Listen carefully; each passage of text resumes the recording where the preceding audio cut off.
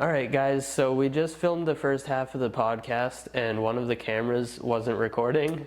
And of course, that's the one with the mics plugged into it. So the first 30 minutes is going to have a little bit different audio quality, but listen up anyways, because it's good stuff. And once you get to about 20 or 30 minutes into the podcast, the quality is going to get way better. So enjoy. Mike Schneider Podcast.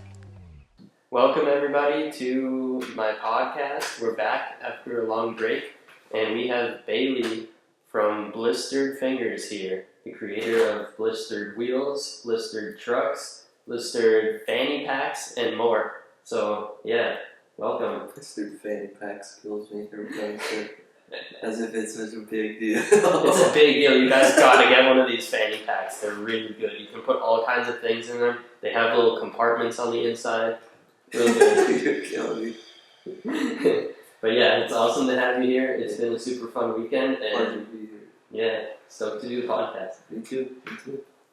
So let's start it out with the beginning. Where were you born, and what was your childhood like? I was born in Oregon.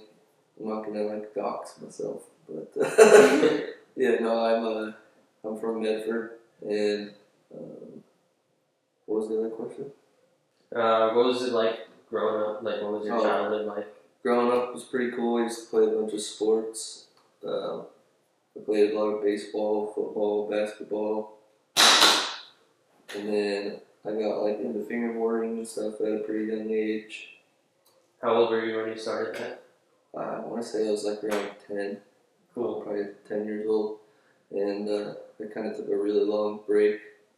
It's funny because back when I used to watch you on YouTube, there was a point where I was trying to make fingerboarding tutorials and stuff like that, and I recorded them with the laptop camera. Nice. Back in the day, because I didn't have that camcorder or anything like that. So yeah, really, really bad quality. And you were 10? Oh yeah, my face isn't even in the video. So glad it wasn't. I'd be so embarrassed. My voice was so squeaky, and oh my gosh. Yeah. I gotta show you that still. I think we talked about Yeah, I want to see that. That's really awesome. Yeah, I have really old videos like that of me too, so yeah. That's cool. So, how did you find fingerboarding?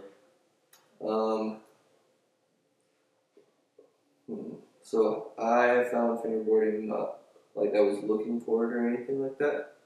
My popularity got me a tech deck setup and a ramp and stuff like that when I was super young, and then I got really obsessed with it when I was a kid. And then I had a really long hiatus where I just quit altogether for years and years, and then one day I was on the job at one of my old jobs that I had, and there was a guy that I worked with named Mark who brought a fingerboard to work, and it was wood, and it blew my mind. I was like, there's no way that's a thing now. He's like, yeah, they're wood now, and they got real trucks and bushings and all kinds of stuff. It's like, there's bearings in the wheels too. I was like, no way.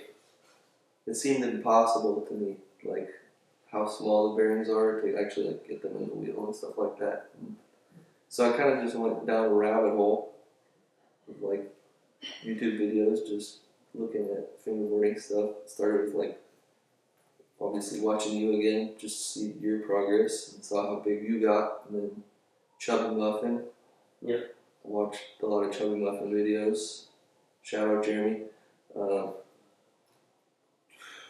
Probably David Jones. I saw a little bit of David Jones and the Gripson kid. He's cool too. Shout out all you guys. You guys are killing it. And yeah, so I saw everybody doing that.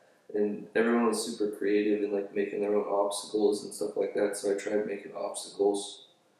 And then that didn't work out because I'm not a good craftsman when it comes to wood and stuff.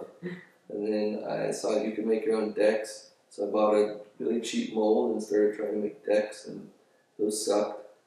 So I kind of lost motivation for trying to make stuff for a little bit, and then I started watching, I forget the guy's name, he's in one of the Facebook groups, but he had a tutorial on how to make real skateboard wheels, like life-size things, you know? Not mini ones, but big ones. And I was like, wow, I wonder if you could do that with fingerboards. So then I bought all the materials to do it and never looked back. Yeah, it worked. I was like, wow, it's this easy. It's easy, but it's really hard. Yeah, Like, it's complicated. It really is complicated, but once you get over the hump of like, or the hurdle, I should say, of just let me rephrase that. Once you get over the hurdle of like the trials, like trying to do something and you eventually get it down, it's a pretty simple process and it's like second nature to me. And I'm sure that now that you're part of it, you're probably going to get pretty familiar with it really fast. So. Yeah, definitely. It's been super fun making them. It's totally different than how we make ours, so it's like, it's cool. It's really, really fun. Yeah. And also extremely challenging. Like, I don't know how you figured all that out. I mean, I know how, but it's like, you put a lot of work. Like, you were telling me you put a year into it before you really got them how they are now, so. Yeah, I didn't sell anything for a long time. Actually, I take that back. In the beginning, I was selling 3D printed wheels. And I sold maybe like 2 sets, 3 sets. And all the people that got them, they shattered. Wow. And so I was like, yeah, I can't be doing that anymore. So I stopped production on those, and then I just learned how to do urethane instead. And it's been a really good process. Yeah. Yeah, it's sweet. So like when somebody asks me how to make wheels or how did I figure it out, I just tell them basically I watched a YouTube video on how to make them life size and then translated that to miniature form. Yeah. And if you have the patience, go ahead and try because it's not going to be easy. Yeah, there's all kinds of crazy equipment and A lot of time that you have to invest into it before you get something that's actually worth selling. Matter of fact, that me selling urethane, like I said, probably took about a year before I was comfortable with it. Yeah. I had to go through a huge process of trial and error and a lot of money wasted. So yeah, well, it was worth it because what you have now is really cool. And yeah, even compared to ones that are made out of skate wheels, they're different. And then compared to other urethane fingerboard brands, they're also different. So it's pretty sick. Like, the method of making these, I wouldn't quite have guessed that. I probably would have got halfway there and then like went in a different direction and not knowing what to do. yeah, there's a bunch of different ways that you can make them. Yeah, The way we do it is pretty easy. could be the best. Yeah, it's probably the better I one. think it might be the best because if you guys have never tried blistered wheels, they are like, the roundness of them is like, it feels like they're machined even though they're molded. Like they're as smooth as like how Flatface wheels are. Like there's no bumps, there's no like egg kind of shape, there's no mold marks, nothing. It's super, super good. So yeah, it's sick that they're made like a real skate wheel and with real urethane, but then I don't know, they're just really good. Mm-hmm. They're awesome because a lot of people know I was not a really big fan of urethane wheels, and I'm like, they feel good, but they never work good. Like for me, they always make it harder to fingerboard. And I set up a set of these, and I just started fingerboarding crazy good and getting such good tricks and like really enjoying it. And I was like, these might be the best. I used to think other brands were the best. Now I'm totally hooked on these wheels, and then it's just crazy. We should talk about the merger because some people probably don't know yet, but We're going to understand because I made it an Yeah. April Fool's joke and complicated it for everyone. I did that on purpose, just so everyone knows that I made it seem like it was fake, just so that when we did the real announcement, that it would hit harder. yeah, You know, like it would be like, wow, it actually is a thing. No, but anyway, yep. yeah. So we're merging. Yep, basically Bailey posted that he needed to sell the company and get some help and stuff, and I reached out and we talked about it for a couple of weeks probably. I mean, we made it happen pretty quick, but there was a lot over a few weeks of just like fine tuning it and stuff and figuring it out. And now it's done and it's official. And so basically, we're making the blistered wheels here. We're selling them through Flatface, and Bailey's still a part of it. So it's really cool to be working together. Mm-hmm. So you didn't have to fully give up your baby, because you know how hard that is. It's depressing, but it's all good. Yeah, but it's for a good cause. It's gonna make my sanity at home like 10 times better, and I'm probably going to feel some type of regret, but at the same time, good regret. Like, man, I don't know. It's just really hard to like fathom that I put so much time into this and I'm just letting it go. But yeah, it's going to probably the best person it could go to, and that's what matters to me. That's an honor for you to say that, because like I can't imagine what it's like to actually have to sell your company. So like for you to be happy with where it's going versus you could have gave it to someone else and then not felt that way about where it was going. So the goal here is to keep it how it was, keep it exactly how you made it, and you know, we're still working together, so you have influence over it and all that. So it's like it's the best case scenario for you in that situation. Yeah, no, and for those who don't know, we are like part owners, and so I still retain ownership of the trucks and stuff like that, but Mike's taken over just the wheels part of it, and he's going to have a field day with that. It's going to be really overwhelming in the beginning for him, but he's going to have a great time. Oh, it's awesome. Yeah, no. I'm loving it. I feel like as soon as I hop on that plane and go back home, I'm going to get a call from Mike in the airport. Hey, can you remind me how to do this? No, I think I got it all pretty much. Like, it's pretty simple. I might have little detailed questions, but we've been making wheels for the last 48 hours. Like, besides sleeping, just making wheels all day. So, and trying all different things with it. So he has to make his appearance. He does this in every episode, huh?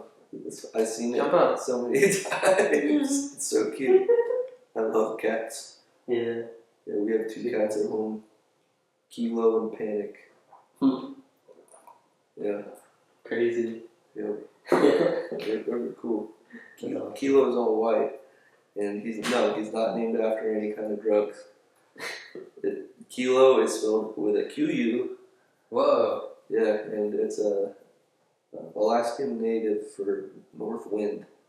Wow. Yeah. Cool. That's a crazy name. That's so cool. And my wife is from Alaska, so. Oh, I didn't know that. Yeah, she named him. That was before we even got together, but then we also named our second cat after the Alaskan native, and her name is Panic, like I said, and I guess that means sister. Okay.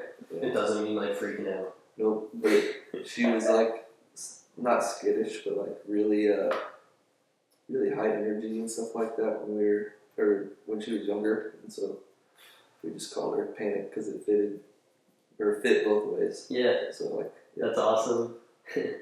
Because the Alaskan native definition of it was sister, and then obviously Panic means to be scared or whatever. Yeah. She was like kind of high anxiety, but not anymore. She's such a lover. She's probably the coolest cat ever. Oh, that's awesome. But yeah. He's so interesting. Like, what's going on here? But yeah. Yeah, so back to Blistered. Sorry. Sorry. Tangent about my cat. No, cat tangents are awesome. We love it. Oh yeah, do you want to tell people like why you wanted to sell the company? Basically, it was getting really overwhelming. I've been doing it by myself for 4 years, and I just couldn't do it really anymore. It was taking a toll on my relationship with my wife because I spend so much time working, and I also work other jobs, so I was full-time on the wheels for a while, but then I started to need like benefits and stuff like that because I'm having a kid, so having benefits in the family would be nice, so that I'm covered, my wife's covered, and my kid is covered. So, yeah. Yep. Yeah. But the reason, ultimately, was just me being overwhelmed.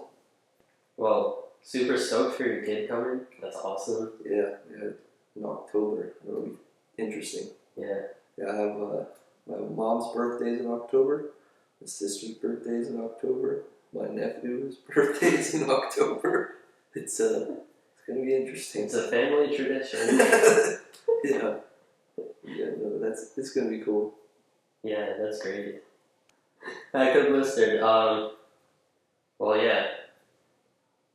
Cool to be merging. It's like super exciting, and we're gonna be able to keep the company going and take a lot of work off of your plate, and yeah, just keep everybody stoked on it. So it's cool. Yeah, no, it's gonna be awesome. And like Mike said earlier, everything about the process has been taught to him and our employee. Yep. And so the wheel making process should remain basically the same. Yeah, exactly. Same material, same, yeah, everything same techniques. Everything that the process was is now in the hands of you guys. Yep. You'll be able to make them exactly the same way. Yeah. Like literally zero changes. I made him buy everything that was in my house to make all these things, so it'll be cool. Yeah. And you can still make some too for the stocks like we discussed. So. Yep, I can still make them whenever I'm feeling that itch, which is nice because then I don't feel like I'm completely out of the picture anymore. Yeah. Yeah, definitely. That'll be cool. Yep. So people can basically expect everything with the wheels to be the same, except there might be like new colors, or we'll probably like add shapes, but I'm not gonna like take away any shapes. So all the original shapes will be there, and then if there's any new shapes, they're still gonna be made by you. So like it's like our brains together, and then you making the new shape, and so it'll be still like a blistered shape. And then we'll also have collabs, Flatface collabs. Yeah, those G9s. Really cool stuff. We just made G9 dual bearing wheels, and they're insane. I can't believe how good those are. Yeah, I didn't think it was gonna work. I knew it was gonna work. I was confident. He was confident. I was like, nah, this is not gonna work. I don't know. Yeah. But I've also never made dual bearing wheels before. I tried and it seemed super complicated, so I gave up on it. No, it's really cool how like us coming together, like I feel like we each have a certain angle that we come at it, and so like anything that you think is not possible but I think is possible, or anything that I think is not possible and you think it is, like we'll push each other to be like, let's try it anyways. Like if it works, it works. If it doesn't, we just wasted some molds and blah blah blah, but it'll be worth it if it works, so let's try it, and at least some of them will work. Like this one worked. We got some more ideas coming up too. It's surprising it worked first try. Yeah. I was like, wow. And they're incredible too. I can't wait till those are like in the public's hands, because I feel like that opens the floodgates of like so many different options. Yeah. But yeah, the G9s are insane. Everybody that was over this weekend who tried them had the same reaction. They were just like, you saw it in their face instantly. It was like, oh my god, I never felt a wheel like this before. It's like, they're really that crazy, so I can't wait for people to get them, like you said. Yep, it's going to be really cool just to see all the reactions on that again. It's going to make me feel like I was just starting doing wheels again. When all the positivity was there, and there was no negativity. But I'm sure there will still be some trolls out there, but it's whatever. Yeah, it's always like that, but 99% of people are super happy. Yeah. You ever notice... So say you'll have like hundreds of customers that buy one product, right? All it takes is one person to make a post that bashes the product, and then everyone assumes the worst moving forward when they buy them. Has that ever happened? I don't know. I try not to look at any of that stuff, but maybe. I typically, like when I see somebody making a comment about how something didn't work for them, I try to make it right for them. I know what you mean. I do the same, like, if we have, like, let's say someone gets a wheel that didn't roll or something, and then they're like complaining about it on like 10 different forums, Yeah. like online. Yeah. And then I'm like, did you email us about it? And they're like, no. And I'm like, if you get any product from Flatface that doesn't work or has a problem, you send us an email and we'll literally send you a new one. We might ask you to email us a photo or video just to like prove that it's there, but like as soon as you do that, you're gonna get a free wheel, or a free whatever it is. If something else is defective, like we have super good customer service. We try our best with that. I know you also do, and so now people will get that from us through, Blistered customer service will be through us, and we'll make it right if there's any problem. We also, like with your wheels, the problems are so minimal. Like I think we had like one wheel we ever had to fix for somebody, like out of all the sets we ever sold. Like so many. Yeah. So, but that's what I'm trying to say is there's that one person. The one bad set or whatever, and then they go on a page and they're like, "I'll never buy these again," blah blah blah, and then the rest of the community sees that, and then they're like, "Oh, maybe there's something wrong with those." And like, like, guy, you could reach out to me instead of making a post about it. I would have taken care of you. Exactly. Like then people get like they don't know if it's like a thing that happens often because they see somebody complain. But yeah, I think overall, like even when that does happen, I feel like people kind of bounce back because like over time they see like 100 people using the product and not having a problem with it, and they're like, oh, okay, it is good. Maybe I'll try them. And then they try them and they're like, oh, they work. Mm-hmm. They do work, and they work really good. Yeah, they do work. They're good. Yeah, they're super good. Like my whole thing has always been like fingerboards that help you fingerboard well, like make it easy to be a good fingerboarder, like learn harder tricks, like be happy with your style and performance and like all that stuff. So if you have a product that's good, that's what matters, That's what matters the most. So that's why I'm hyped about these, because for urethane wheels, like these are the best performing ones that I've used at this point. Well, thank you. So it's a high praise. Yeah. I appreciate that. Absolutely. You did a really, really good job. Hey, thank you. I remember still like the first wheels I got from you. I think you just like were like, hey, can I send you some wheels to check out or something? I sent you one of every shape that I had. Yeah, there was so many wheels and I never heard of you or anything. Like, I just got them. I didn't know what to expect because just like it could be junk, it could be good, it could be okay. I put them on my board and I was like, these are really good. I think we should sell these or something. These are like way better than I expected. And even looking at them, I was like, oh, they might be good. Let's see. And then I put them on. I was like, whoa. So thank you, man. Now we're here a few years later. Yeah, crazy. That's sick. Shout out Cody Mexico. Yep, he connected us, right? Yeah, great guy. He's the owner of the Facebook fingerboarding group called Fingerboarding Unlimited. Yeah.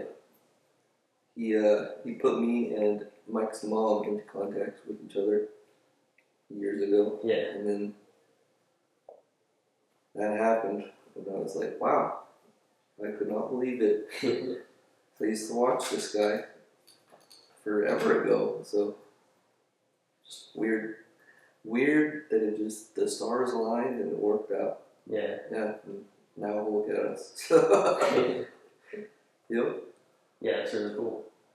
All right, cool. I'm excited to get back over there so we can start making stuff again. Yeah, me too. And bring my Thai food over there. Oh yeah. I've never had Thai food till today, so that was a experience. It was good. Yeah. What was it called? Pad Thai. Pad Thai. Yep. Pad Thai, like a pad Thai. Like a pad. Yeah, that was good. It was just like chicken and some weird noodles that I've never seen before, and I don't know, dude. I'm like, when I eat something, it's usually like the same thing every time. Speaking of, Raising Cane's, bro. I gotta get me some of that tonight. I'm limited on time. I don't know how much time we got, but I gotta get some Raising Cane's. Yeah. The best chicken. We'll order some when we're done this podcast. For sure. Send it over there. Yeah. And then we'll be in the basement and it'll be waiting for us. And I'll just be munching on chicken while you guys are making wheels. Perfect. Yeah. Yeah, I'm always eating too, so it's good. Yeah. Yeah. What the heck? Every time people come here, I feel like every time like a new person comes here, they always end up trying like a food that they never had before. I feel Yeah. like that just happens a lot. Yeah. It's not always like Thai or sushi, but like sometimes it is, but sometimes other stuff too. Like Indian food or like whatever. We just Yeah. eat all kinds of things. Yeah, you guys are adventurous.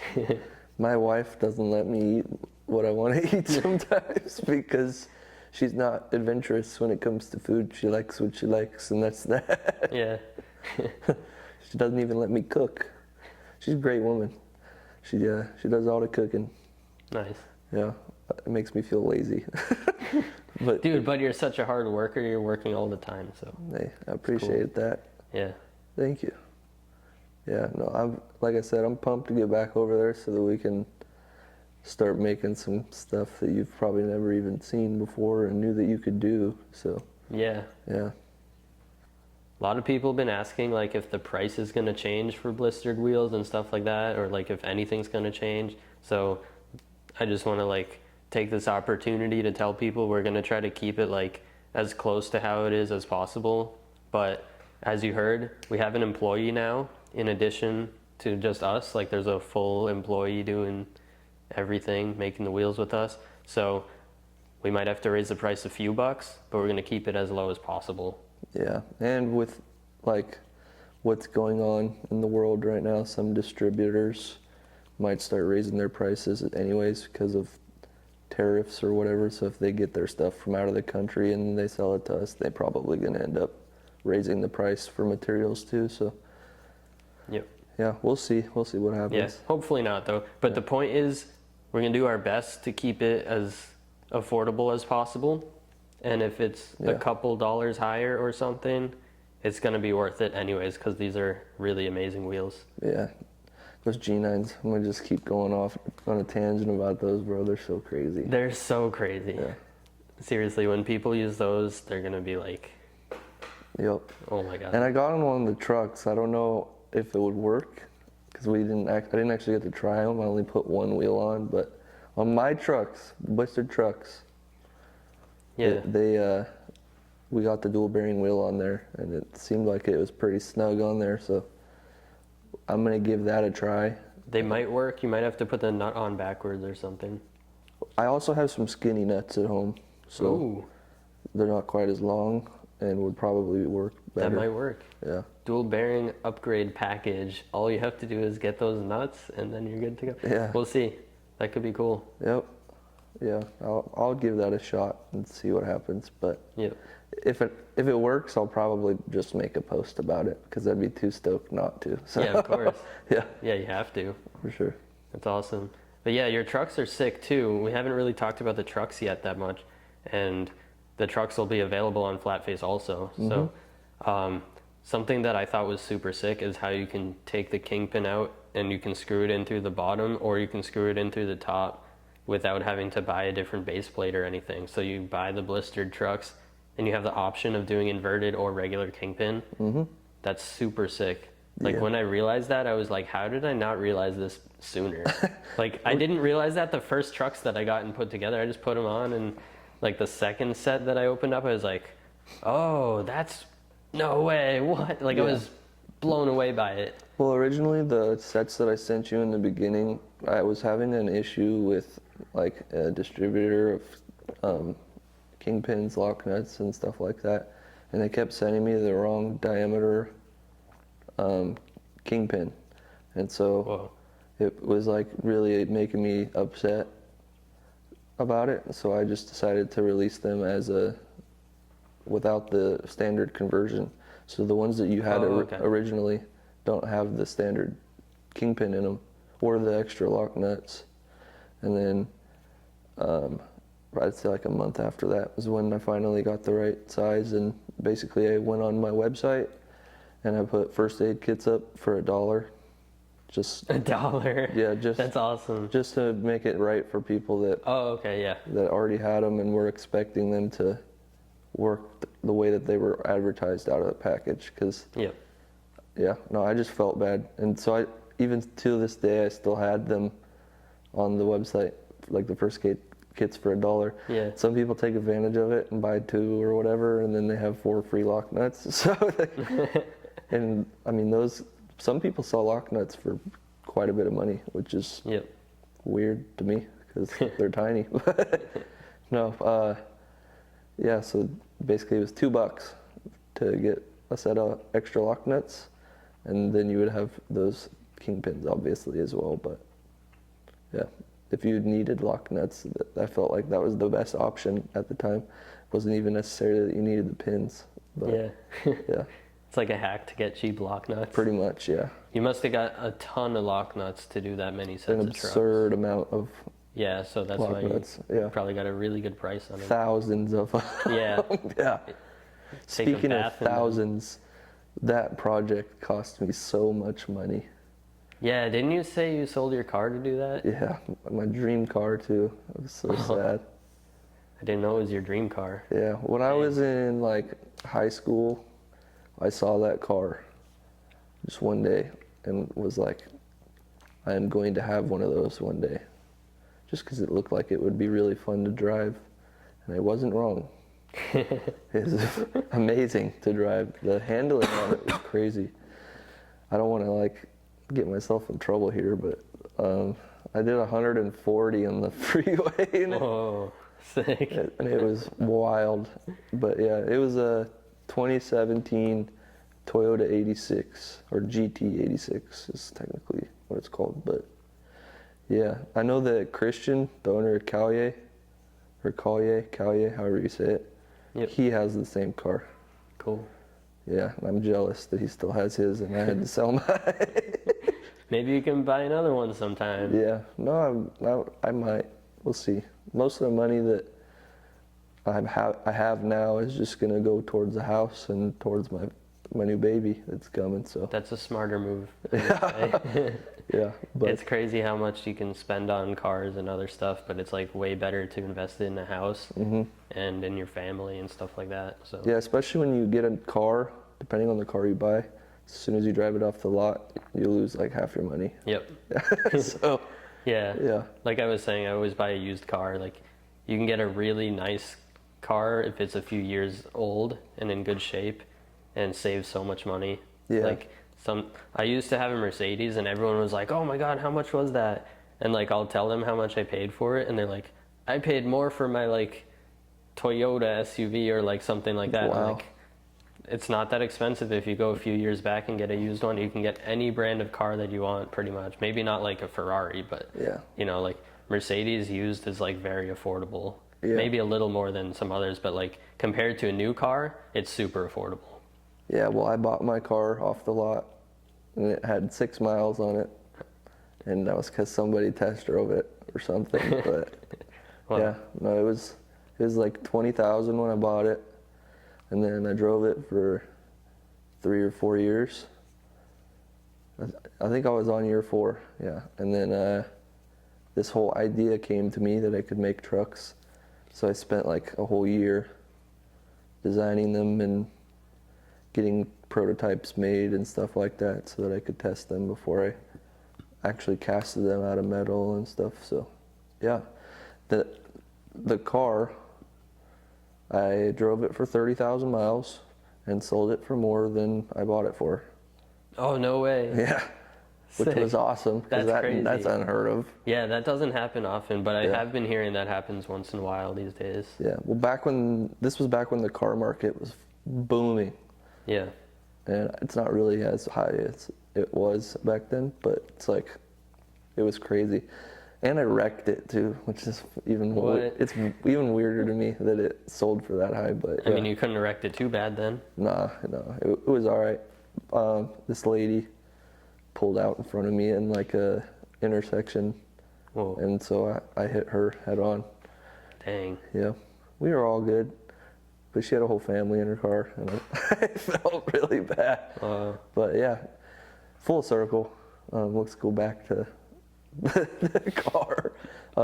Yeah, so I sold a car for 20,000, and I bought it for 20,000. So I mean, and I got to drive it for 3 years.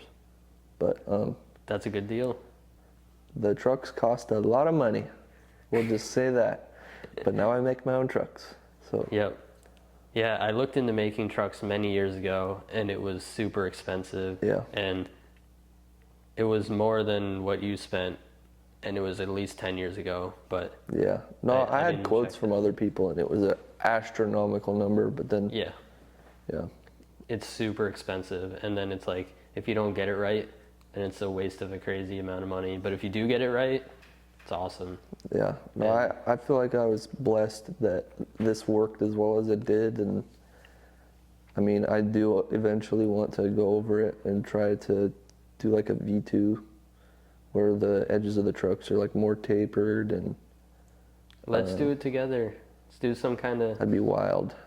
we'll work something out, I think. It would be sick. We can definitely try it. I know People that have people been have been asking. asking about that. Flatface Blistered collab truck. I could definitely We'll make it happen. put flat face on one of the base plates sides and then blistered on the other. Then maybe we could do like All right, let's do it.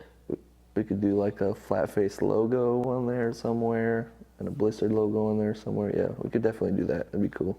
Yeah. All right, let's do it. Here's the plan. We do that, the base plate, flat face blistered. We redesign the base plate and the hanger together till we're both super stoked on it.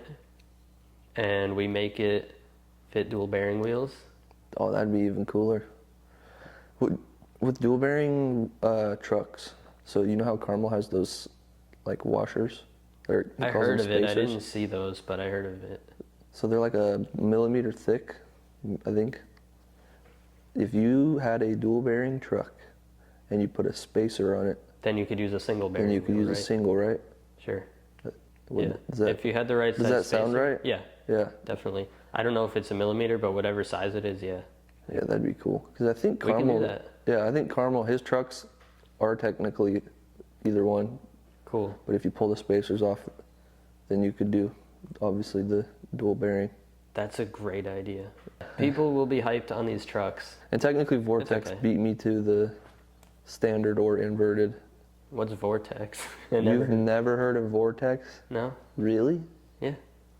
Bro, What, is it good? Vortex trucks. I don't know. Oh my. Mike's behind, guys. Dude, I go to my house, I guarantee you no one there ever heard of Vortex. You're kidding. We all talk about all the same stuff together all the time. So if I haven't heard of it, they probably haven't. There's a small chance they have, but like I doubt it. That blows my mind. I have. But also they never heard of Blistered, and I was like, Yeah, I've been well, selling them for years. That's fair, I guess. I don't know, everyone's in their own little pockets of like who they heard of and who they haven't heard of, and Yeah. like The there's saying goes, it's your world, I'm just living in it. Yeah. what the heck? Yeah. Because yeah, it's crazy how many people, like you have a huge fan base, and then I also know people who haven't ever heard of you, so it's like there's all these different pockets in fingerboarding. Like Yeah. I don't know how it's a it niche happens. hobby. I It's mean, cool. it makes sense. Like, Yeah. people will gravitate to the things that they tried already and Yep. probably won't experiment for a while until they get bored of whatever they're using. So, Yeah, I feel like a big thing for me was just like whatever's on Black River was always like what I heard of, or Yep. like anyone like connected with Black River, and then like what they were using and like those people, and I don't know, like I guess if you're like a big fan of like a different company in that way, then you like start seeing what their team riders are doing and Yeah. branch out that way. So it's like a tree branch. yeah. No, Timo in, where is it? Germany? Yep. Yeah, he's in Germany. He has blistered trucks and wheels in the Sick. store, the ASI Berlin. Yeah, Yeah. that's awesome. Yeah, shout out Timo. Dude's awesome. But if it weren't for one of my old team riders, Clumsy went over to ASI Berlin and made him try them. Yeah, And he's like, that's sick. I ride for this guy, you should try him. And then Timo hit me up. I was like, wow, that actually worked. Yeah, dude, like I said, as soon as you try them, you're like, whoa, okay, Yeah. this is something special. Yeah. Everyone who tries them, like I haven't seen anyone that's just like, nah. Well, that's a good sign, right? Yep. It's a really good sign. Yeah. Today's episode is sponsored by Ecolapto. Ecolapto is an interdisciplinary cognition and complex systems research institute with a focus on entrepreneurship. They host events for the most creatively intelligent to build their unorthodox ideas in a critically receptive ecosystem. If you are an academic or independent polymath working at the intersection of neuroscience, biology, physics, mathematics, or the arts, reach out to them on Instagram and X at Ecolapto or visit ecolapto.org. Thank you guys for sponsoring the episode. It really means a lot and it helps the show to continue. What's your fingerboard setup? That's an easy one. As of today, this is the first time I've ever used a Flatface deck. That's crazy. It's weird. Yeah, I don't know why. Every Flatface product I've ever bought was wheels or a ramp from Black River or stuff like that. Because my obsession became wheels and not necessarily the deck. Yep. Because the wheels make everything perform differently. The deck does too, but the deck obviously plays a part in it, but I feel like once you get comfortable on one deck, then it's pretty normal to like want to stay on those. But like wheels, there's grip and there's softness, hardness, and all kinds of variables that can completely change the way that they ride, obviously. So the size, the shape, everything. yeah, size, shape, all kinds of stuff. And obviously that's the same with a deck, but like, I don't know. I feel like wheels are something that's easier to like branch off and try other things than like decks, because when you get on a new deck, it kind of throws off your whole fingerboarding experience for a little bit until you get used to them again. Yeah, exactly. But like this one took me like 10 minutes and I was pretty good on it. It has really nice pop. Probably the most pop in a deck that I've ever used, because I was launching this thing earlier and unintentionally. But no, you have to pop less on it. Yeah, and it's a weird, cool feeling because you don't have to do as much and it does what you want it to. Yep. That's what the and goal more. is. Yeah, and more. Yeah. But yeah, so flat face deck, obviously blistered wheels, blistered trucks. Yep. I tend to only rep my own brand because I feel like if you're not repping your own brand, you probably don't like your own product. And I just get a weird vibe when I see people that own brands that are not using their own product. It's like, yeah, it just gives a weird message to me. It's like, so are you just in it for the money that's involved, or do you actually have a passion for what you make? Yeah. No, that's me. I don't know. There's something that I've been noticing in the last few years is that there's a lot of people who make stuff that looks really good, but it sucks. Yeah. Like really beautifully made fingerboard decks that are like the best design, best lacquer, like nice rounding, and then like it just doesn't work. It just doesn't perform that good. I remember you saying something about, I don't remember where, but it might have been on like Instagram or something, where you said that the biggest thing when it comes to making a deck that performs well is the wheelbase. Yeah, it's not exactly the wheelbase, it's like the way, I mean it's basically the wheelbase, but it's the wheelbase in relation to like where your kicks are. Yeah. So if you don't position your holes right, then you can just have like such bad pop. Yeah. There's other factors too, but I can't give out all the secrets. Well, yeah. No, but I saw that one. That was public. That's a huge one. That's a really good one. And I think the best thing is like if you fingerboard a lot, you can tell if your thing is good or not. You know, just like your wheels, like you can tell if they're good or not. You worked on them for a year because you were probably not satisfied at first. Yeah. And that's what it takes, you know, being like, is this the best it can be, or is it worse than it could be? And then, well, even these, man, I always find ways to make things better, but that's just my personality. Yeah. And I'm sure you're the same way. Yep, I'm always trying to improve things. Yeah. And it's a good mindset to have, and it's probably why we click pretty good. Yeah. Because we're both very driven and trying to make the best products that we can. Yeah, dude, it was crazy. As soon as we started talking, I think we both noticed that we have something very similar in that. Like, we're both just like on the same wavelength or something. Yeah, it's weird. And I never like talked to someone else who knows like how the stuff is made on like a similar level to me, where we could really like, yeah, just kind of like designing stuff together, like just make it. Like it's awesome, dude. It's so fun. Yeah, being able to like translate is essentially the word that I think that is best to use there. So like you would say something and it clicks right away in my head. Yeah. Whereas if somebody is like not as experienced in this and doesn't really know much about it, and they were asking me to do certain things, it would probably go in one ear and out the other ear. Yeah, or you have to like slow down and simplify it and stuff. And yeah, like when you were telling me stuff and I just knew what you were saying, and then I could say something else and you knew it also, and it's like cool. We could like just like innovate at a rapid pace here. Yep. Yeah, that's sick. It's gonna be cool. There's gonna be a lot of projects in the future, and yeah, a lot of ideas. Yeah, there's gonna be a lot of different ideas that come out between the two of us, and we'll figure out how to apply them to the business. Yep. And hopefully this thing blows up. Yeah, it should, because anyone who hasn't tried them yet, as they try them more and stuff, we'll have them hopefully available like pretty regularly, as much as possible. So like most of your stocks that I got sold out really fast. Yeah. And yeah, I remember I sent you like a whole batch of, I think like 100 or something like that a while back. And then you contacted me like a week or two later and you're like, hey, can I get more? yeah, that was a crazy one. Yeah, the funny thing about that is like I don't buy enough bearings really to even do bulk, especially when this guy orders stuff. But so he contacted me, like I said, like a week or two later and was like, hey, can I get more? And I had no bearings and I was waiting on more bearings to show up. So I was like, if you're cool with waiting a little bit, I'm down. But yeah.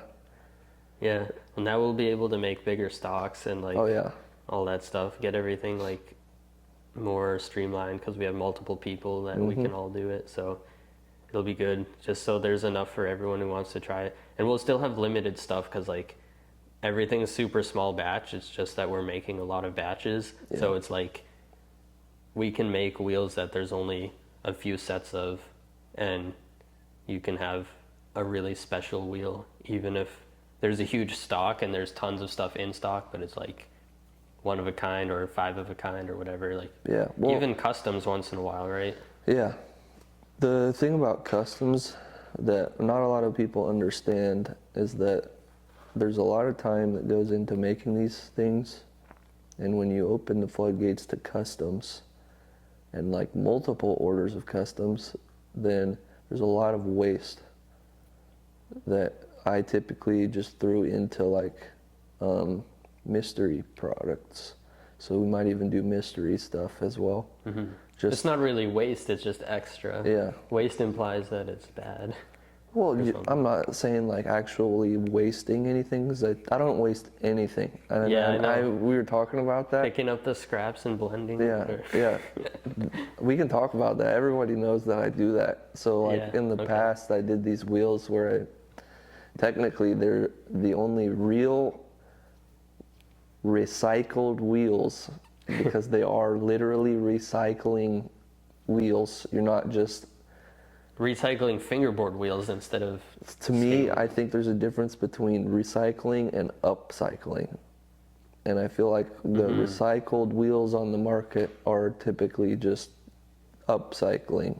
Yeah, I guess that's a good point. Yeah, and so like really recycling wheels is like taking bits and pieces or whatever, and like maybe even blam wheels or whatever, and I grind them all up into like tiny bits, and then you get your confetti wheels. Yeah. And those are neat. I did glow fetties once too. Wow, that's sick. And those glow in the dark and then have little confetti bits in them. And then sometimes I've also done where I had a bunch of glow batches, and so I just recycled all of those little glow pieces and basically made my own version of what Deli does. Have you seen the Deli wheels that look crazy? No. that have like Oh, look. multiple colors and stuff. It was forever ago. When I saw those, I was like, I need to learn how to do that. And that's kind of what inspired it. Yeah, here you go. Yeah, Sick. they're cool. Yeah, that's really crazy. cool. But yeah, I give Deli credit for inspiring me to like recycle stuff, because like I don't even know that they are recycled or whatever, or how they do it. I don't know their Yeah, there process. could be a swirl or it could be, but either way, that looks so It sick. looks insane, and I just had to try it. But anyways, yeah. It's awesome. So I did wheels like that where I just took glow pieces and basically just ran with it. But Yeah. yeah. It's sick. Yeah, it's so cool. There's so much stuff we can do. Oh yeah. It's awesome. Anything, like I said, anything you could think of, you can do. Like one time I made snow globe wheels, Whoa.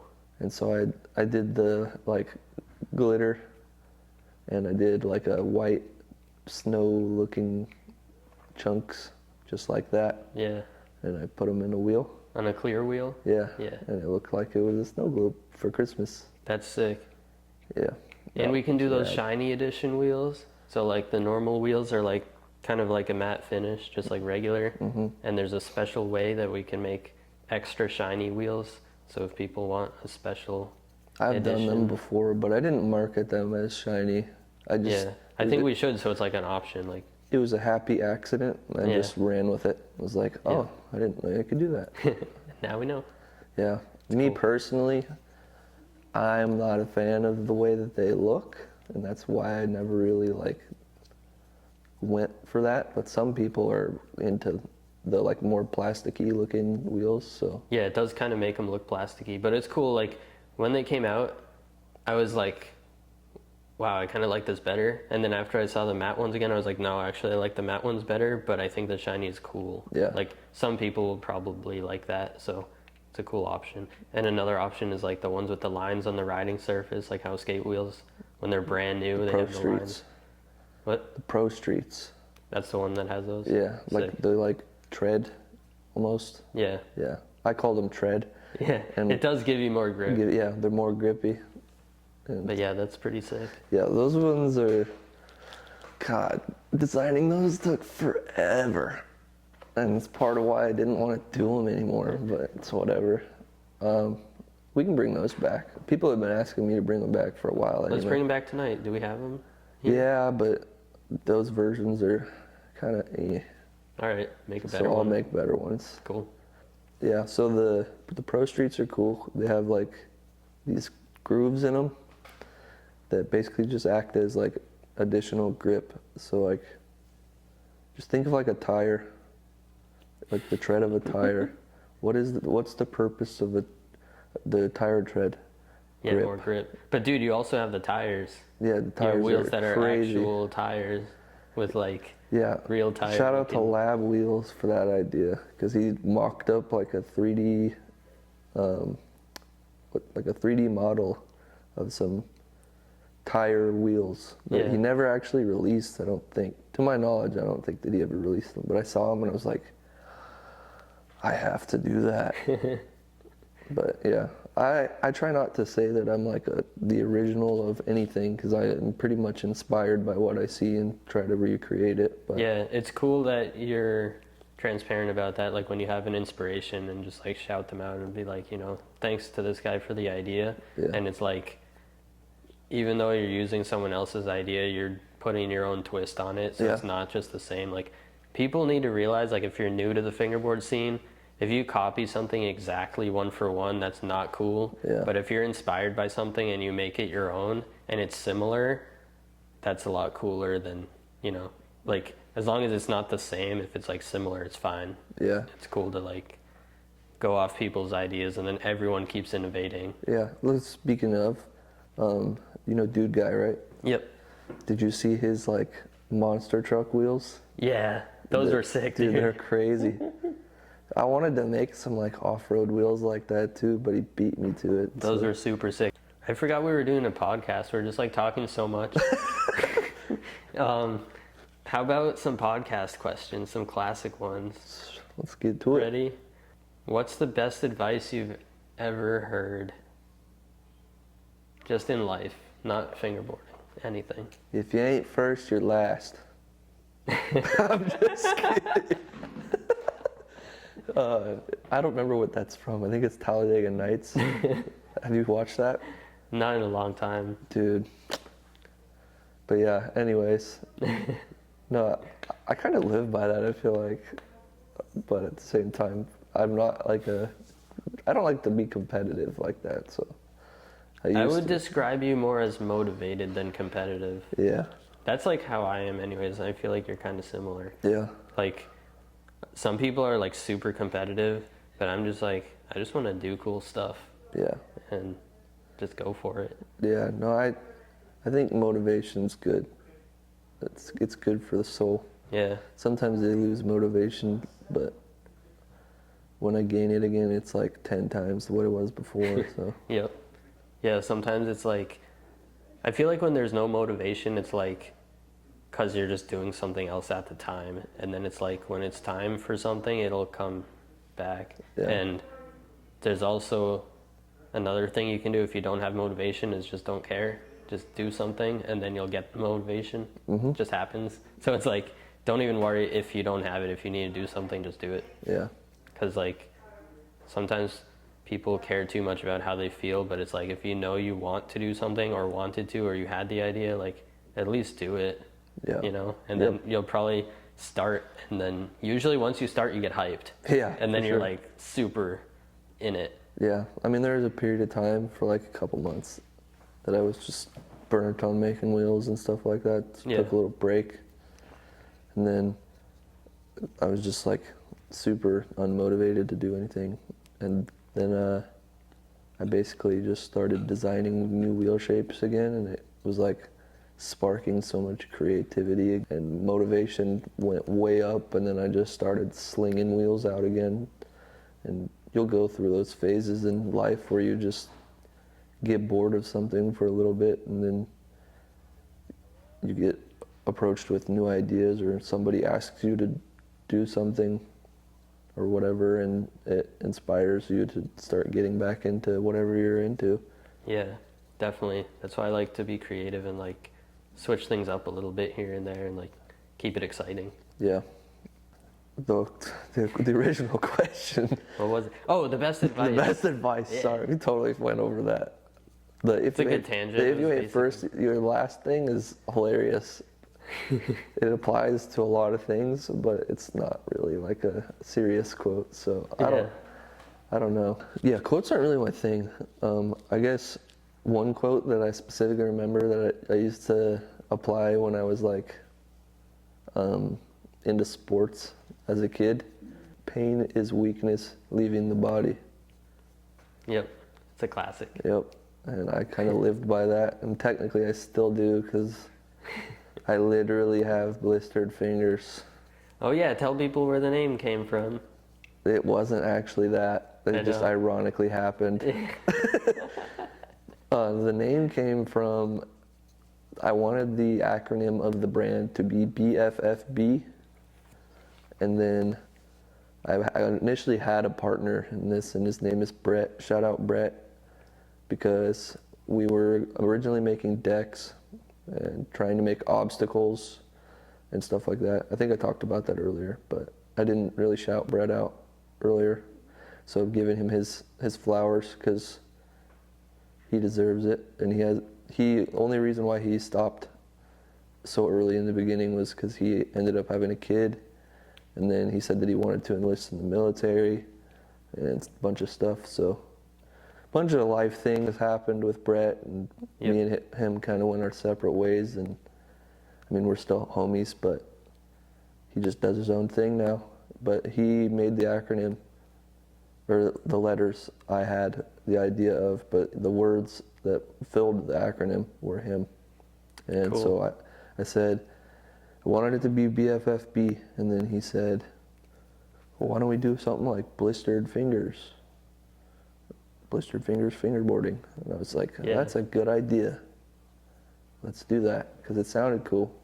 And I mean, blistered fingers means that you're working hard. So, Yep. yep. working hard or hardly working. Yeah. No, you're always working hard. Like this whole trip, it's been nonstop working. And It's sleep. awesome. And sleeping. And yeah. eating. Yep. Yep. Eat, sleep, and make wheels. Yeah. It's awesome. So fun. Yep. And we But- filmed a few clips in between. Yeah. I don't fingerboard that often anymore, but now I'll have the time to. Yeah, dude, I can't imagine how busy that making those was keeping you because, like, I can see it. Just like, It consumes your whole day. yeah, it's a lot of work. That's why we had to hire a whole person to basically be doing this. So Yep. it's cool. And I hope that he doesn't lose his sanity doing it. No, he'll be good because, like, he'll be doing other stuff with us too. Yeah. So there's a rotation. It's not going to be just that. He'll be like one day here, one day there, and like we always got different stuff. He's always so hyped, dude. He's like, yo, I put these wheels together for you, and I got this cool idea while I was doing it. And then he'll tell me the idea, and I'm like, dude, let's do it. That's awesome. Like, we're all just kind of like that all the time here. So, Yeah, good. Like, tossing ideas back and forth, and yeah, just Good. being super excited about it. So, Now it'll be even easier to make whatever wheel you have ever wanted. yeah, Yep. it's awesome. So, for example, I don't know if we announced it already, but there will be urethane G4s soon. Yep. And I know the G4s are pretty popular shape at Flatface, so. Yeah, it's my most popular shape right now. And we are talking about whether or not we want to put branding on them. What do you guys think? Leave a comment, That's so cringy. right? I hate when Don't the- forget to like, comment, and subscribe. Hey there! Yeah. Don't forget to like the video. Why don't we just do both? We can do it with and without wording. Yeah. Might as well. That's dabbling into like old Joy Colts. I remember that used to be a thing back when Matt owned it. Okay. So like Yeah. some people would get wheels that had zero Joy Colt embossing on them, Yeah. and some people would get all embossing, or some people would get Oh, like he stopped paying attention to which some ones were people in would get sets? 3 wheels that had no embossing, and then 1 wheel had it. and I stuff think like that's how they do it now. Is one wheel has it and 3 don't. that. Really. I think so. I could be wrong, but I'm pretty sure it's like that. That would be funny if I'm just totally wrong. Yeah, I don't know. I don't know anymore. I haven't bought any since Matt owned it, but Scott, you're doing a good job. Scott's doing awesome with it. Yep. I see your work all over every Facebook page and everything. So it seems like the Joy Colt hype is still there. You're doing a good job, and you're doing a lot better of a job than Matt did. So that's a good thing. Yeah. Seems the community is back to liking Joy Colt again. So Yep.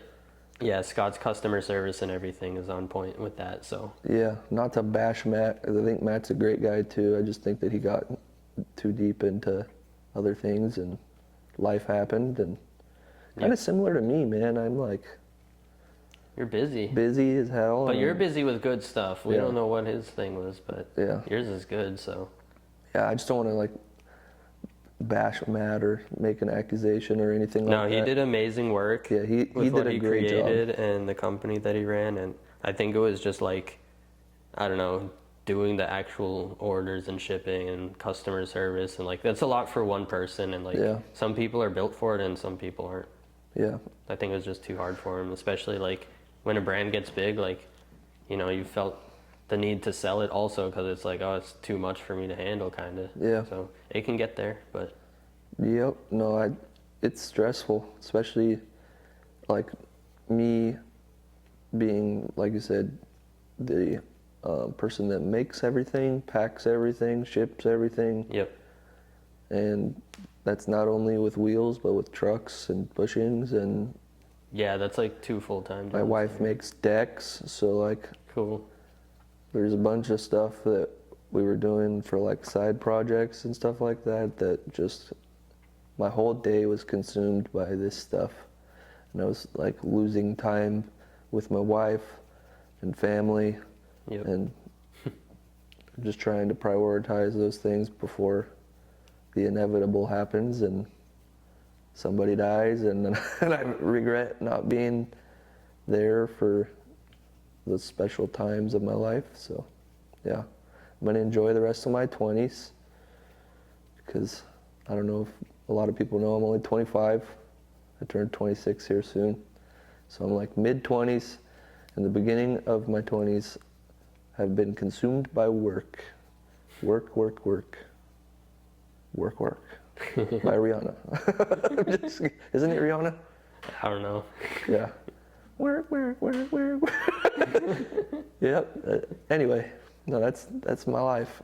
Music. You want to talk about music? Speaking Yeah, of that? why not? That's cool. Yeah. Yeah, not a lot of people knew that. And Knew what? That I make music. Now they know. Yeah, which is crazy because Yeah. I could have used the Blistered social media to like promote my music for a long time, but I'm just not like that. I don't want to like intertwine the two hobbies, and I don't feel inclined to like promote myself in other things because I just wanted it to be focused on Blistered. Yeah. But this is a podcast, so it's different 'cause it's like more about everything, not just the brand. So anyway, the guy behind the brand right here, I used to make music. And I used to fly to LA pretty regularly, and I worked with some decently big artists and got studio time quite a bit there. And yeah, so that was cool. I won't name drop any of them because it's none of your business, and I don't make music anymore, so it's not like that cool to me as it used to be. But Yeah. Well, everything you showed me today was like sick. yeah, it's really been liked it. years since I hopped on the computer and made beats and stuff because just been too consumed in this. So Yeah. Who knows? Maybe you'll find a little free time and get back into it. I probably will. Yeah. Honestly, yeah. There's times where I'm in the middle of making wheels, and I'll have a melody in my head, Yeah. and I'm like, oh, that'd be really cool if I made a beat out of that. And then 10 minutes later, I'm like so consumed in putting bearings and wheels and stuff like that I just completely forget to translate it to a computer and make it actually into something. And then by that time, I had completely forgotten what the melody even was. Yeah. Dang. Because sometimes I'll like think of melodies or whatever, and I'll pop my phone up and like basically sing the melody that I'm thinking of so that I don't forget it later on. Like I could show you voice memos of me like doing some weird stuff. But No, I mean, that's what I would do for sure if I Yeah. was like trying to remember something I thought of. yeah, yeah, so I can kind of play piano. I'm all right at it. I can play the guitar pretty good. I like playing Metallica a lot. Cool. Yeah. I love Metallica. I'm more of an electric guitar guy. I like the sound of an acoustic guitar, but electric is like amazing. Yeah.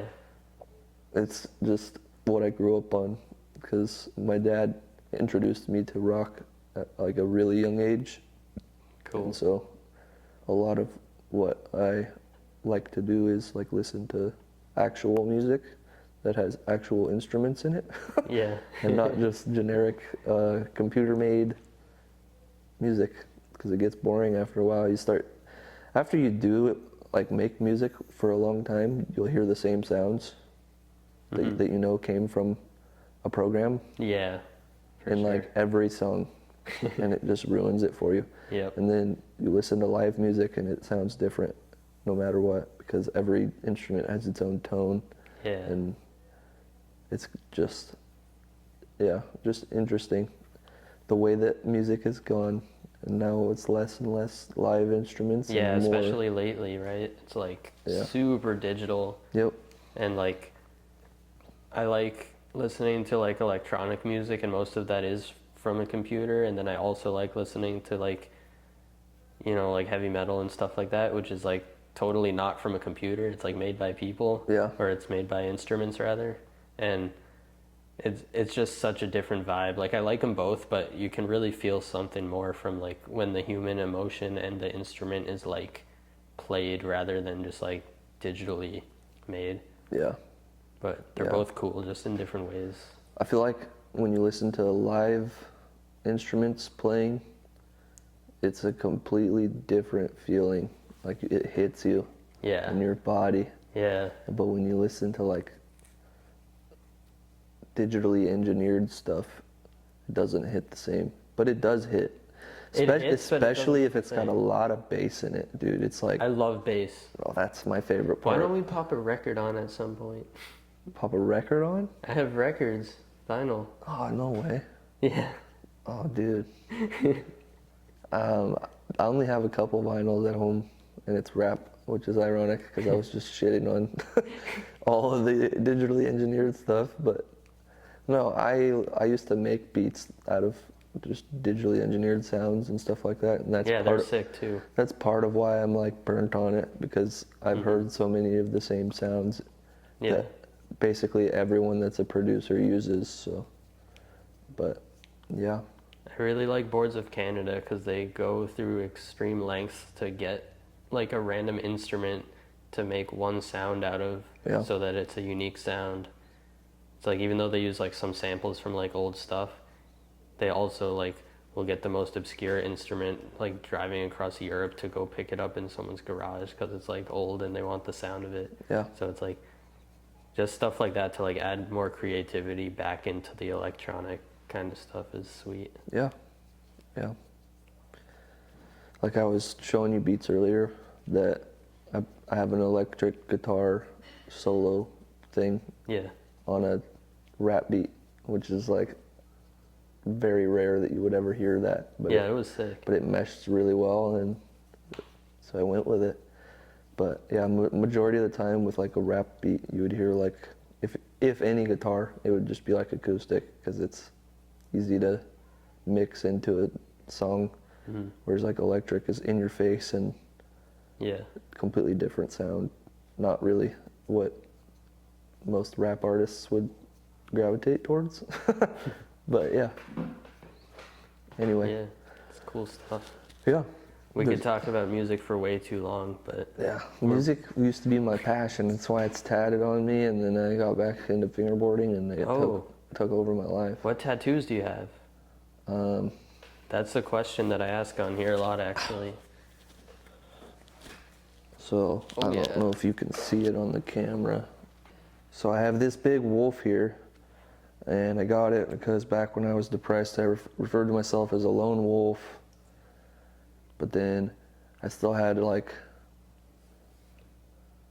a huge pack of friends that I gravitated towards and really never split up from. Like I still hang out with those guys pretty much every day. Not actually in person really anymore, because everyone has kids now, so it's kind of hard to hang out. But yeah, so I hang out with them still. And anyway, the wolf, I left this part of my wrist right here blank, so that when I have my own kid, I can put a little baby wolf underneath it. Cool. And then Oh, that's awesome. I have Ooh. music tatted on me, some music notes, a piano, the original microphone that I use when I make my own rap and stuff like that, which I don't know if I ever want anyone in like the fingerboarding community to hear that, but it's whatever. I'm just really insecure about the stuff that I made, even though I know that it's good. Even though it's good? Yeah. What the heck? It's just how it is. But They're probably already listening to it, but they don't know it's you. and the rose doesn't really have any significance. I just wanted a rose.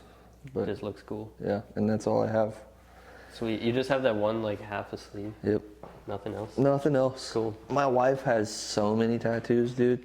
Really? Yeah, like her whole arm. And like, I'm trying to think. She has some in some places that aren't seen. We'll just say that. Yeah. You can guess where that is, and doesn't really matter. I don't need to tell you that. Bottom of the foot, right? Yeah, it's on her foot. Yeah. No, but she has tattoos on this arm. She has a couple on this arm, and like, yeah. Cool. Yep.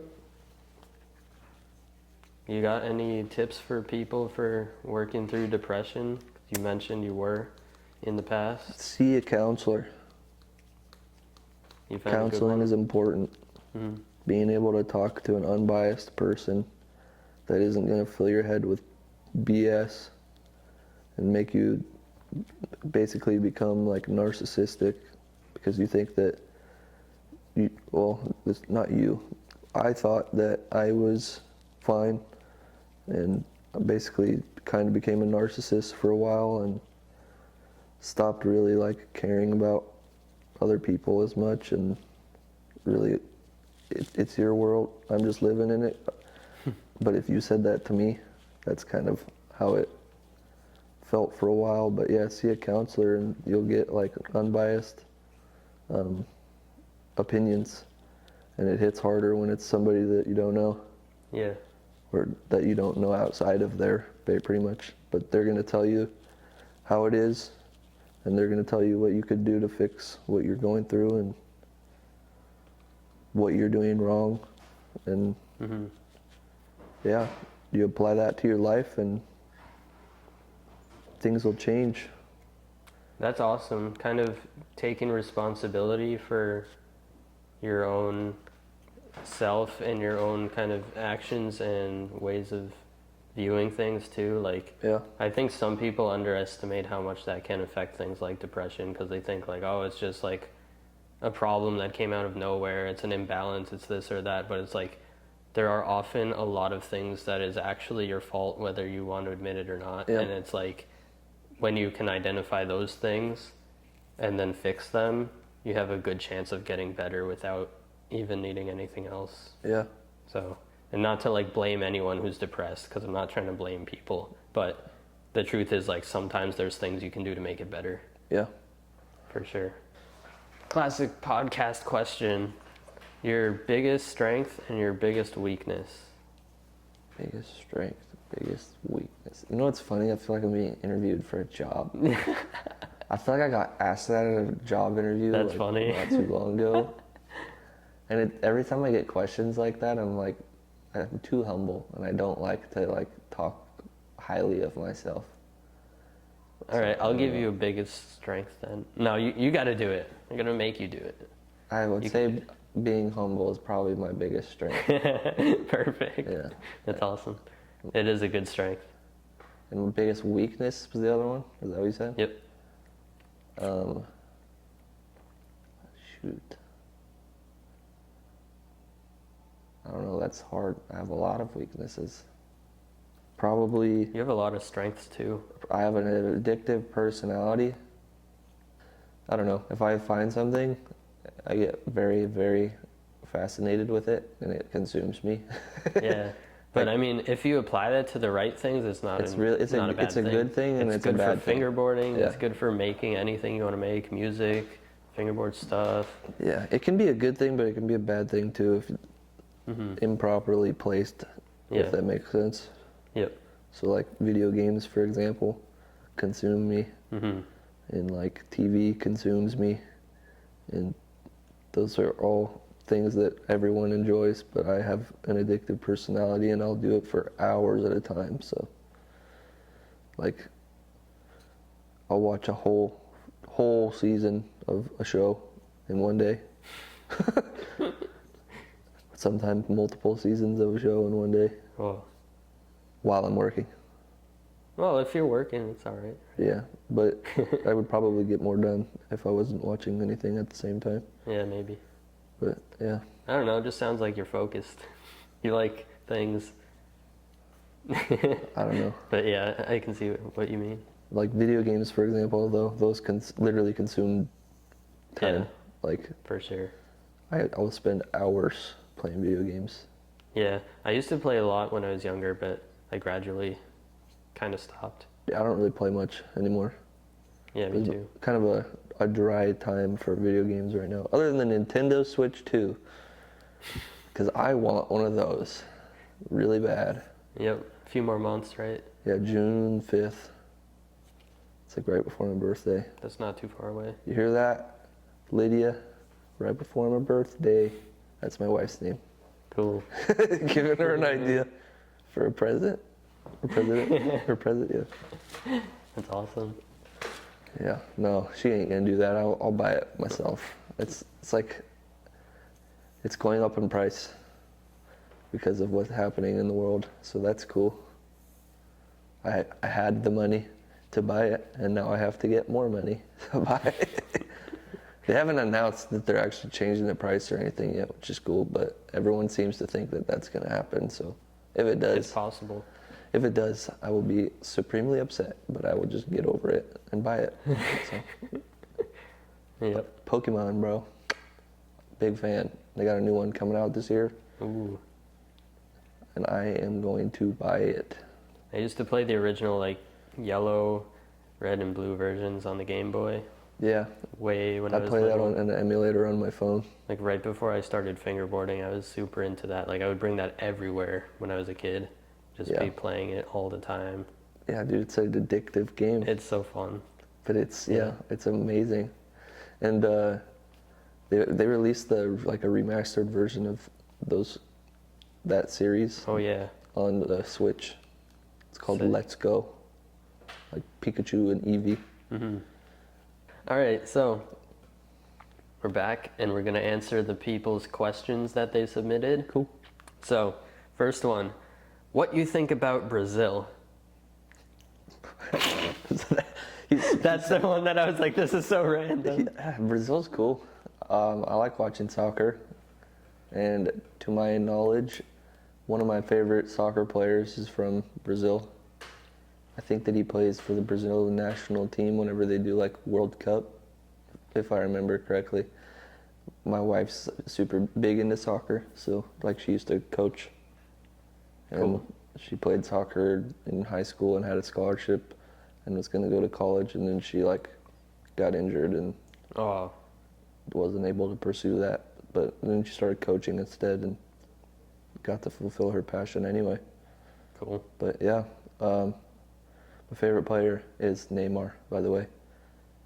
Yeah, I don't know. I doubt you know who that is, but I don't know, but someone might know. dude's got some swag. Yeah, Cool. no, but he's cool. And he used to play for Barcelona, and then he switched to PSG. And for people that know soccer, you know what I'm talking about. Mike has no idea. So it's No fine. clue. I think it's you kick a ball towards the net, Yep, yeah, that's and all. the ball is white and black. Yeah, sometimes. Sometimes. Yeah. Yep. No, in like pro soccer or whatever. I don't even know what it's for. Like America, I think it's MLS, but everywhere else it's like a different league. So, but they don't really use black and white balls anymore. Oh. They use like Adidas branded balls and weird stuff, weird patterns all over the ball. And yeah, it's cool. It's kind of like wheels, but Yeah. Dude, I saw this clip where like it was like supposed to be like an AI filming like a soccer game, and they like mistook a bald dude's head for the ball, and so they just Oh, yeah. followed his head the whole time. yeah, I've seen that. That's funny. Yeah. So good. All right, next question. Can you do a backflip? No. Me neither. Crazy story. When I was a kid, I was doing a backflip on a trampoline, and I like overspun, and didn't land on the trampoline. Whoa. Yeah. So I didn't land anything actually. I hurt myself pretty good, but yeah. And then my brother did something similar, where he did a backflip on a trampoline, and he landed on his neck. Oh. Yeah. That sucks. And then later that day, he got what are called hemiplegic migraines. And so half of your body shuts down. And so like he would talk, and like part of his mouth would move and the other was just Whoa. nothing. And then my dad would make him go like this with his hands, just going alternating back and forth. And he could do it on the one side, and then he'd go over here and it'd be like, can't move. That's crazy. Yeah, it's really scary. He still gets them to this day because of it. Oh, And it dude. just happens. That's really crazy. Wild. That Yeah. sucks. All right, backflip's not worth it. Yep. Stay safe. Yeah, that's insane. If you're gonna do it on like a foam pad or something. Do it in a video game. Yeah. Do it where you're not gonna get hurt. Do it with your fingers. Yeah, maybe into water. Off like. Oh, yeah, as long as you don't like hit the thing you're jumping off because Yeah. you slipped because your feet are wet. Yeah, no, I've also seen a kid that did a backflip into a pool that like cracked his head open because he hit the side of the concrete Okay. the pool. Pools are out of the picture. You can skate pools, but don't do flips into them. Yeah, no, I didn't ever try to do that. I had friends that could do backflips just on flat ground and stuff. Yeah, me too, but I couldn't ever. I could do like side flips and front flips, but not back. Like back is super scary. Yeah, no, ever since I watched my brother land on his neck, it kind of discouraged me from trying to learn. Yep. And then if I ever tried, I just couldn't commit to it, so I would do like a side flip or something, Yeah. but not a backflip. Yeah, that's crazy. But yeah, anyway. All right. Here's a cool one. What sets your wheels apart from other urethane wheel companies? That's a good Should we question. tell them that a lot of them aren't really urethane, apparently? A ton of them just use like plastic resin and call it urethane. Well, yeah, this is real urethane. This is like the same stuff that they use for real skateboarding wheels. Some brands like 3D print their wheels, and they use a different formula, I guess you would call it, but it's a material called TPU, and TPU is similar to urethane in the way that it feels and rides and whatever, but it's not authentically urethane. And then, like Mike said, there's some brands that make wheels and market them as urethane, but they're really just resin. So, yeah.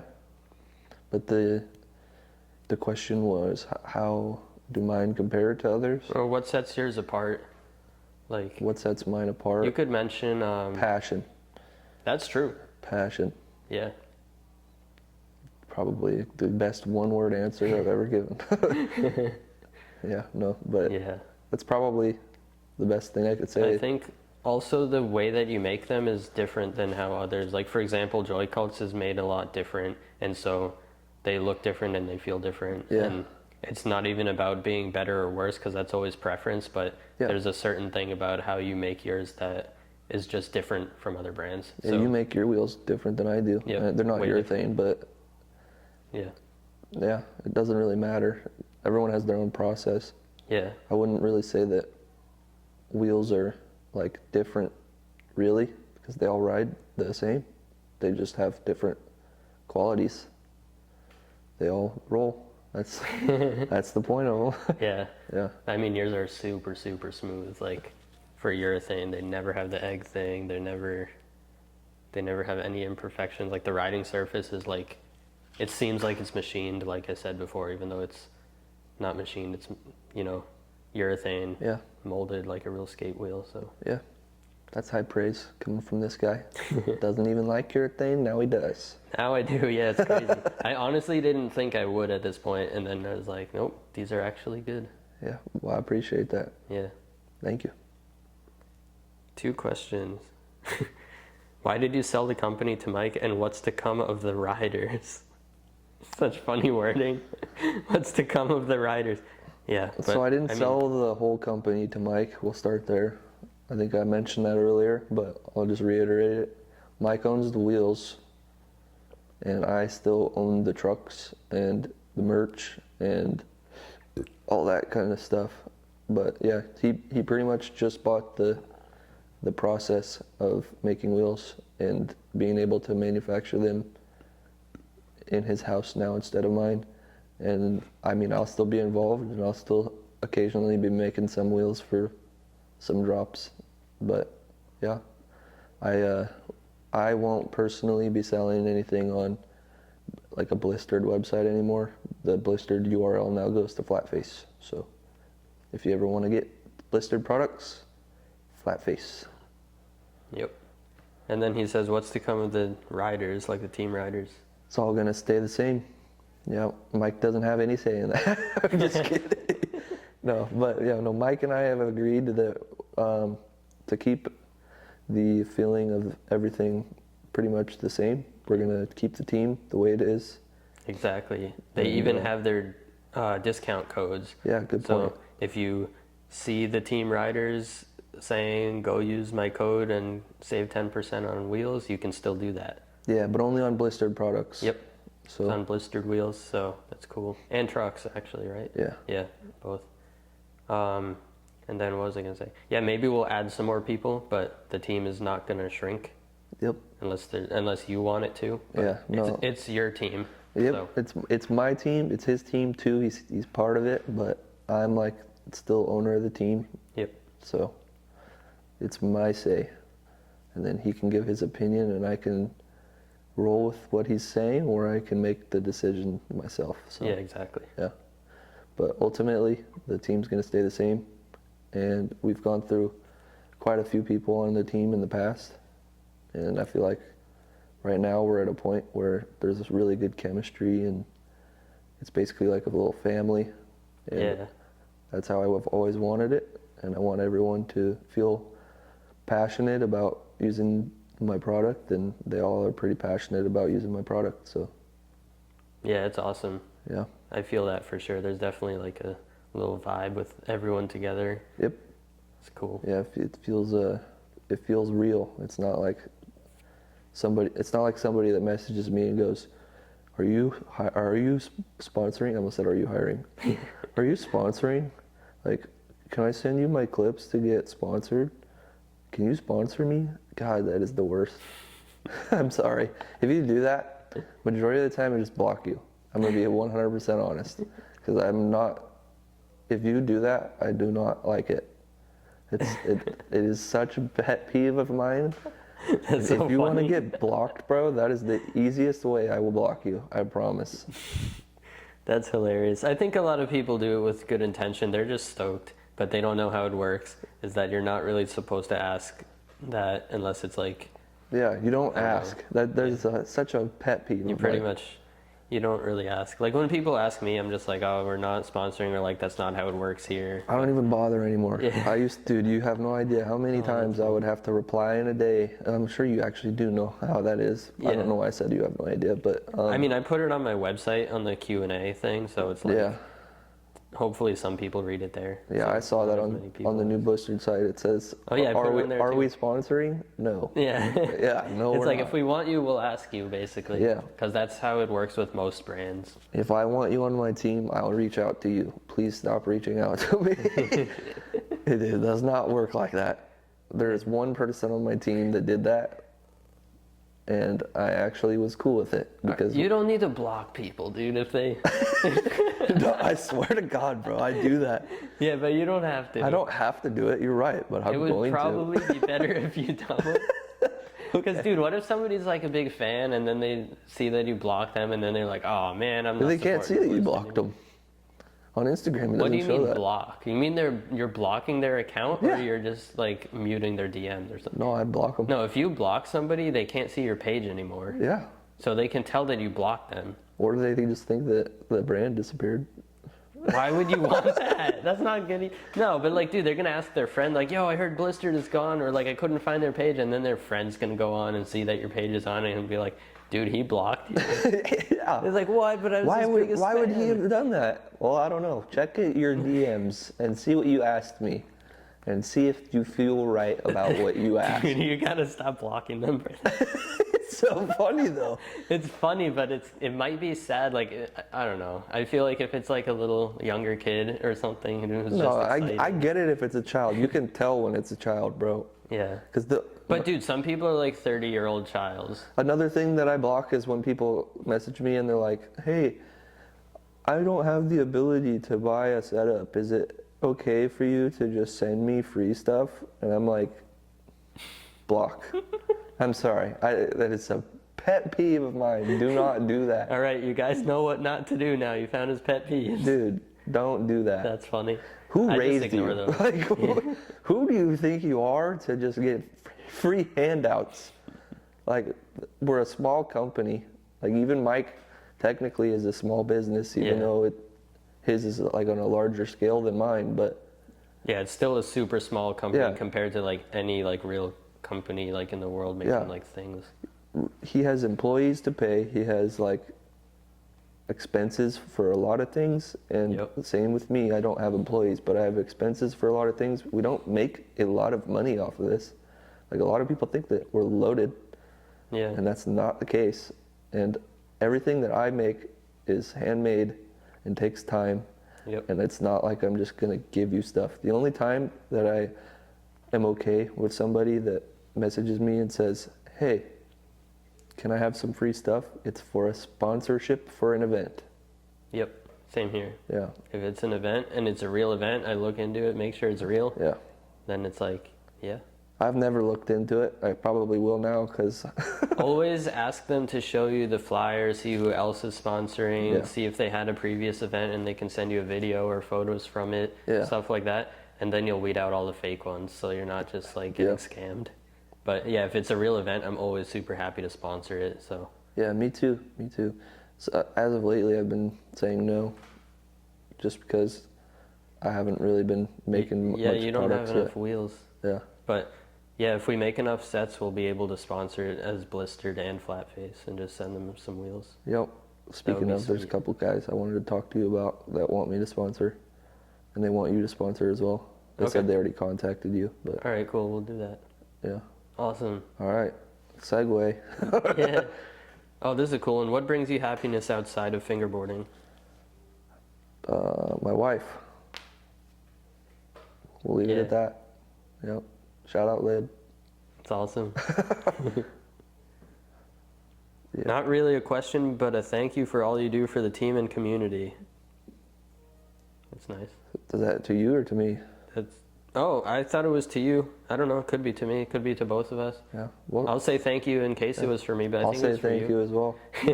Yeah, that's awesome. I don't know who you were talking to. Seth We're both FB. gonna say thank. Oh, it is. Seth's on my subsidiary company team. Oh, then it's probably for you. Maybe. Who knows? It's, Shout out Seth. it's for everyone. We love Seth. Seth is a great guy. Awesome. He rides for Broken. Broken is the subsidiary company. We make decks, and that's my wife that makes Cool. them. Yeah, that's awesome. Yep. Did you bring one? No. You're gonna have to mail me one.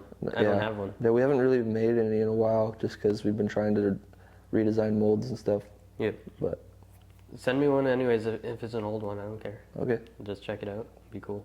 Yeah, they have like a longer wheelbase Nice. and like pretty short nose and tail, and they're twin nose and tail. Cool. Yeah, I tried to make them like so my original thought process on twin nose and tail is that if you're getting used to fingerboarding, getting new into the hobby, twin nose and tail, like kick dimensions and length, it makes it easier if you're trying to learn like nollie, switch, and stuff like that, because there's no variation in the tail Yeah. or the nose, you know. So Yeah. anytime that you would like pop a trick in regular stance, and then you go to land and nollie and make grind out and do a flip out, it'll be the same dimensions on both sides, doesn't matter what way you land. So I don't know why I never thought of it that way before, but that totally makes sense. yeah, Because I'm always just like, I know which way my board is facing, and I'm kind of compensating for if it's forwards or backwards. And like certain tricks, I like to use it backwards, like on nollie stuff. I want to pop off the tail because I just like it that way better. Unless it's certain tricks, and then I'll put it forward. So it's like I'm always like paying attention to that. Mm-hmm. But I guess you have a good point. If they're both the same, then you don't have to think about that at all. yeah, there's no Like, variation. It's yeah. just the same thing no matter what. That's cool. I don't know if I would like that more or not, but I've never used one like that for a while. Like I've tried them here and there and just been like, huh, strange. But like I never took the time to get used to it. Yeah. It's probably pretty cool once you get used to it for that reason. Yep. That's sweet. Shout out Broken Decks. Yeah, it's awesome. Would you ever consider offering dual bearing wheels and bearings separately like real skateboards? Just so that they would be able to put them in by themselves. I guess so. I mean, yeah. Maybe. I mean, you can take them out of dual bearing wheels fairly easily. You can put them in just as easily too. Yeah, you So, can I put mean, 'em you in. might as well make that an option. Yeah, we could. Yeah. It's funny. Put it together yourself, just save us a few minutes of time. Yeah. We'll see. Maybe. Fingy Fingerson says, can we please keep the OG V3 streets? Love the embossed letters and overall profile. So the OG V3 Streets, the way I used to make those is the reason why I stopped making them. And I won't divulge any further into it, but I just don't do it that way anymore. And that mold has been retired. But, segue, basically the V3 streets are back, but the way that I make them now is a little different. Like the process, not actually the shape itself. The shape is the same. Mm-hmm. And they're the Flatface and Blistered collaboration. And they've been around for like 4 months. I don't know when we made those. I don't even remember. I've done Probably so much longer stuff in than between that. I feel like it's longer. But anyways, yeah, okay. So the OG V3 is now the Flatface V3. V3. Cool. Yep. So those are available still. How long have you been fingerboarding for? Since I was 10, roughly. Yeah, Yep. that's sick. I started when I was 9. Yeah, crazy. Yeah.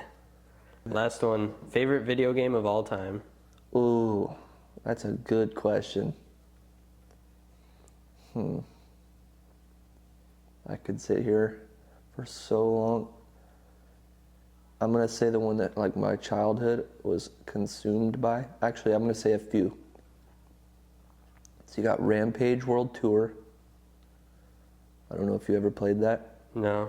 It was like some weird game on like the Nintendo 64 that you basically became like these mutant monsters, and it was like a side-scrolling game where you like destroyed cities and ate people and did so much cool stuff. But yeah, I never actually beat the game. I never got far enough to beat the game because I don't recall whether or not it had save data. So you would have to like restart every time that you would have to play the game. I think you have to get a special memory pack that you put in the controller, right? For N64. Yeah, and I never had one. Dang. Wasn't fortunate enough to have one of those. And then another game, Twisted Metal. And Sounds it was like a familiar. demolition derby type game. And it was awesome. One of my favorite games of all time, for sure. And then that was back on PlayStation 1 that I played that. Yeah, that was forever ago to think about. But The Simpsons Hit and Run. That's a great game. I don't know if you ever played it. No. It's like GTA, but with The Simpsons. Whoa. Crazy. Yeah, it was awesome. Yeah, I have so many memories from like video games that I played religiously as a child. Yeah. And that's one of them for sure. That's cool. And I'll just leave it at 3. 3 is a good number. Yeah. Those are that's probably awesome. my top 3. Cool. I know you said, what's your favorite? I don't have a favorite. That's really hard to choose. Yeah. But yeah. Nice. That's awesome. Well, we got to get back to making wheels. Yep. So that's all the questions. It's a good place to stop. Yeah. Thanks for coming on the podcast. It was awesome. Yep. And we're going to do the iconic handshake one more time for you. Boom. Yeah. All right, guys. See ya.